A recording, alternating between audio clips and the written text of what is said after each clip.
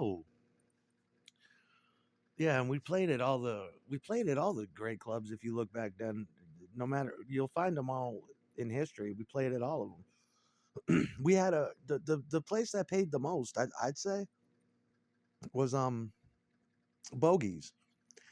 Bogies paid a lot, and Bogies also they had a great PA too, and they had back then it was like a white hat kind of crowd, but they were if your band was good, they were receptive, and they would have a TV camera at Bogies. I liked where they would film the band and they'd run you back a picture on up by the monitors of what you looked like.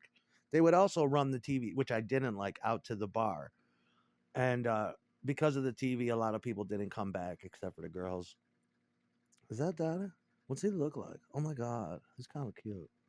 Oh fuck him.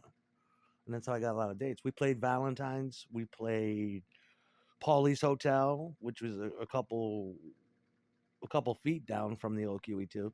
Paulie's Hotel was fun. It was okay, but it didn't have a PA. You had to bring your own, and they booked you in the daytime, and it was just like the sun would be beaming in, and I just didn't dig it.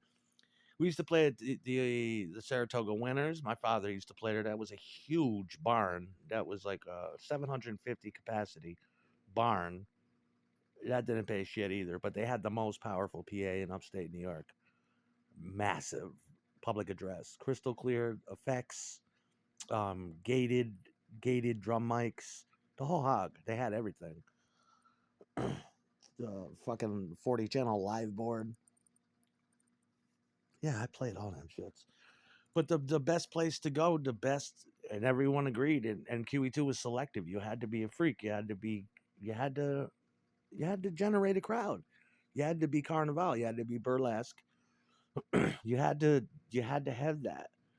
And it was dark. It was so fucking dark. It was darker than my house. It was neon, just dark blue, dark though. And it smelled like incense and Rolling Rock beer. Charlene Shortsleeve, who was like a was very maternal to us, especially me. She loved me. She used to throw me birthday parties at QE2. Um, she saved me a couple times. There was some we had like neo Nazis back then. There was a big neo Nazi music. Do the research and you'll see that shit was real. There was some neo Nazis after me one time with the red suspenders and the white laces and the boots and the swastika tattoos. Charlene saw me outside and took me inside and hid me while and it had me escorted me with Mike Zard to the doorman. But yeah, I loved Char. Char was a chick in her late 30s with bleach blonde hair, and she hired all the waitresses looked like Char too, so it was hard to tell. And Char had that 80s because that's when she started the club. She had that 80s Cure cult slash Madonna style going, black lace, um, rosary beads around the neck, belts, buttons, denim jackets with spikes, and she was awesome. She wore dark glasses, and all the other bitches there looked just like her, but varying degrees of young. There was Tammy. There was I can't remember now, and there was yeah, and the one girl I didn't like because Char made it a point to get all. She had a VCR up front. She would get all her videos from Mondo a Go Go. She'd mail order them, and so would Dwayne. And we'd be up there watching 1960 just reels of 1960s commercials, Halloween, B movies. I used to like to go to lounge night because Tiki and Lounge was making a comeback.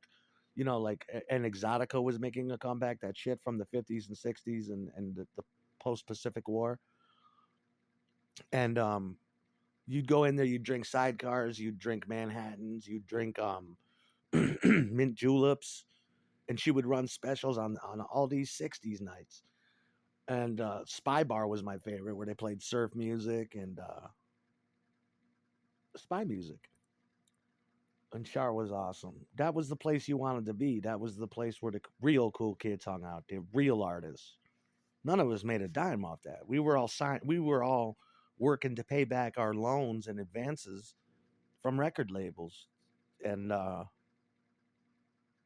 it was an honor to play there.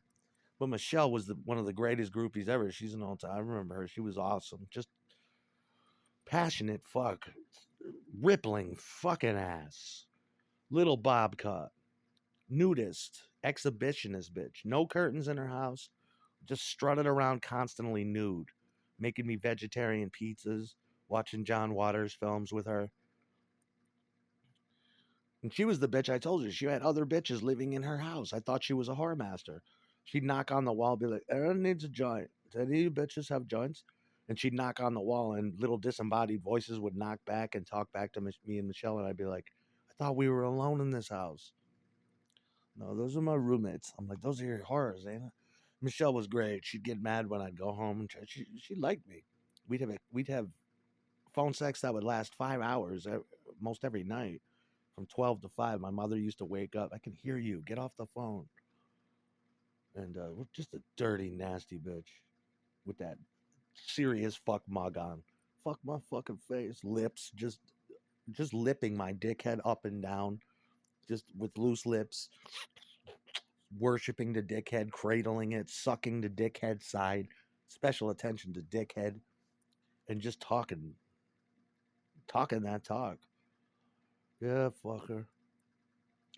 I like Michelle. She had a tattoo on her back of like F holes, like like a cello. And just watching that, I could barely fuck her properly with that ass rippling and that cello tattoo, playing her like a fucking Stradivarius, turning around to catch the cum shot, the bob haircut, somewhat short, little daywalker job, covered my fucking face. Oh, pig. And she was proud of it. I loved her. I always thought we should have got back together. Something happened though, where we didn't.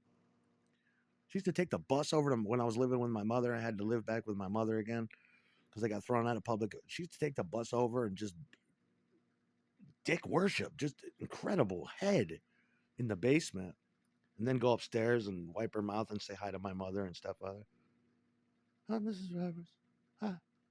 And get back on the bus and truck her sweet ass back to Schenectady because she was in Schenectady by that time.